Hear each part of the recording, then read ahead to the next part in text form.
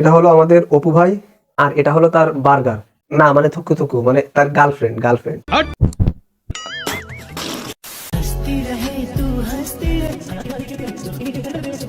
আর এভাবে তারা এখন দুবাই কাঁপাচ্ছে, দুবাই নদীর মাঝখানে যে নদীর ভিতরে ভিডিও করে তারপরে তাদের টিকটক আইডিতে ভিডিও আপলোড দিচ্ছে। এখানে তো আমি দোষের কিছু দেখতেছি না, তারপরও কিছু মানুষ তাদেরকে নিয়ে রোস্ট করতেছে, ট্রল করতেছে। আসলে কেন কেন এগুলো করতেছেন? তারা তো কোনো দোষ করেনি। সে তার গার্লফ্রেন্ডকে নিয়ে ঘুরবে না, টাঙ্কি মারবে না? দেশে তো কত মানুষ আছে তারা অশ্লীল ভিডিও বানাচ্ছে, কেউ বোর পাও জড়ায় ধরতেছে, কেউ তার বান্ধবীকে নিয়ে খারাপ খারাপ ভিডিও উপস্থাপন করতেছে, তখন কেউ কিছু বলতেছেন না। যখন এই টিকটকার তার গার্লফ্রেন্ড নিয়ে ঘোরাঘুরি করতেছে তখন আপনাদের সমস্যা, তখন আপনারা এও বলতেছেন আরে ভাই সে টাঙ্কি মারুক না কোনো জায়গায় পড়ে থাক, সেটা তো আপনাদের বিষয় না। বিষয় হলো শেষের ভাবমূর্তি দেশ রিপ্রেজেন্ট করতেছে।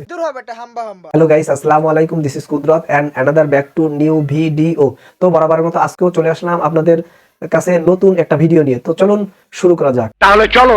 ব্যাপারটা হয়েছে কি, আসলে বেশ কিছুদিন যাবত আমাদের অপু তার বার্গারকে নিয়ে, না মানে বার্গার না, তার গার্লফ্রেন্ডকে নিয়ে গিয়ে নদীর মাঝখানে গিয়ে ভিডিও করতেছে এবং তার আইডিতে আপলোড দিচ্ছে। হ্যালো গাইস, আসসালামু আলাইকুম। টিকটকার অপু ভাই সে এখন দুবাই কেষ্ট। দুবাই গিয়ে অপু ভাই কখনো শোরুম উদ্বোধন করতেছে, আবার কখনো গার্লফ্রেন্ড নিয়ে নদীর মাঝখানে যে ভিডিও করে সেই ভিডিওগুলো তার টিকটক আইডিতে আপলোড দিচ্ছে। আরে সালা, অপুকে যে কি সুন্দর লাগতেছে। এই জন্যই তো বলি দেশের ছেলে ফেলে এত খেপতেছে কেন বা খেপে গেছে কেন? আসলে জ্বলন ওকে দেখে জ্বলতেছে। কারণ টিকটকার অপু এখন দুবাই গিয়ে তার বার্গার নিয়ে, না মানে তার গার্লফ্রেন্ড নিয়ে ঘোরাঘুরি করতেছে, এটা দেখে বাংলাদেশের ছেলেপেলেরা জ্বলতেছে। আবার অনেকে আছে একটা পাখিও পকাতে পারেনি বা একটা কৈতরও পকাতে পারেনি, এই কারণে তারা এখন জ্বলতেছে। আচ্ছা, দেখেন আপনাদের পসানি খেয়ে আপনাদের কাছে অপমানিত লাঞ্ছিত হয়ে আমাদের বাংলাদেশের একজন টিকটকার অপু, অর্থাৎ যে এখন দুবাই কেষ্ট, সে এখানে থাকতে না পারে, সে চলে গেল। এখন দেখেন সে বাংলাদেশ থেকে দুবাই চলে গেছে। এখানে তো একাকিত্ব, তার তো ওখানে কেউ নেই। এখন কি করবে? তার এই একাকিত্ব কাটানোর জন্য বা দূর করার জন্য তার তো একটা গার্লফ্রেন্ড দরকার। সে এই গার্লফ্রেন্ড জোগাড় করেছে, জোগাড় করে তাকে নিয়ে ভিডিও করে আপলোড দিচ্ছে। এখানে তো আমি দোষের কিছু দেখতেছি না, সে তার যোগ্যতায় পেরেছে। আপনিও চেষ্টা করেন, আপনিও যান না একটা গার্লফ্রেন্ড পকায় সেখানে যে ঘোরাঘুরি করেন, ভিডিও করেন, এইগুলো করে আপনিও বাংলাদেশের মানুষকে দেখান।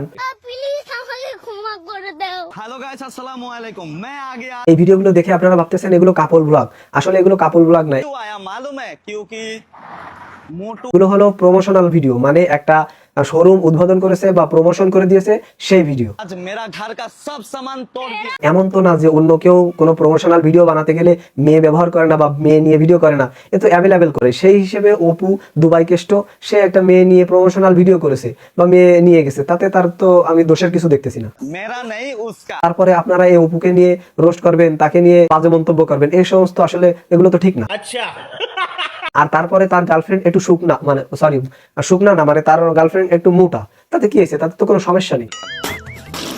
আর তার গার্লফ্রেন্ড যদি একটু মোটা হয় বা শুকনো হয়, আর যদি কোনো সমস্যা না হয়ে থাকে, তাহলে আমার কি আপনার কি?